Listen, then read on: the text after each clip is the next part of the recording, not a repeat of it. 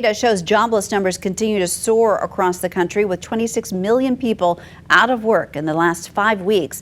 Massachusetts saw significant claims filed within the last week alone, as we just reported. Western Mass News reporter Audrey Russo joins us live in Springfield, getting answers on who is being affected the most by the coronavirus shutdowns. Audrey?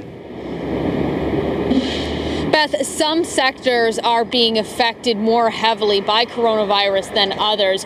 We broke down the numbers and we spoke with those in Western Massachusetts about how these layoffs are affecting their lives. It's a ridiculous process right now. When non-essential businesses were shut down in Massachusetts weeks ago, recreational marijuana shops closed along with them. Lara Gonzalez says she was laid off from INZA and had to navigate filing for unemployment.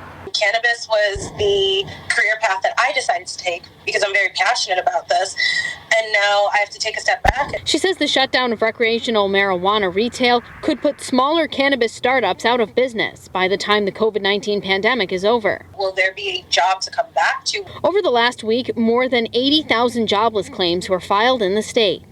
More than 650,000 in the last week, according to the state numbers. Using the most recent data from the U.S. Bureau of Labor Statistics, Western Mass News did the math to determine roughly 17% of the state is out of work. And according to the state, most of the Massachusetts jobless claims are coming from the food and accommodation sector, followed by retail trade, and then the health and social assistance sector. We spoke with Terry Anderson, the executive director of the MASSHIRE Franklin Hampshire Career Center. She says there's one type of job more harshly affected in Western Mass than in the eastern part of the state. In Franklin Hampshire County, the highest number of layoffs was in the construction industry. With self-employed workers now allowed to apply for unemployment through the CARES Act this week, Anderson expects it will only add to the influx of people asking the Career Center for help. We're fielding about 100 calls a day for unemployment assistance. So we have a backlog of about a week getting back to people. Now, as we speak, the House is working to pass a multi-billion-dollar stimulus package, this one aimed at helping small businesses.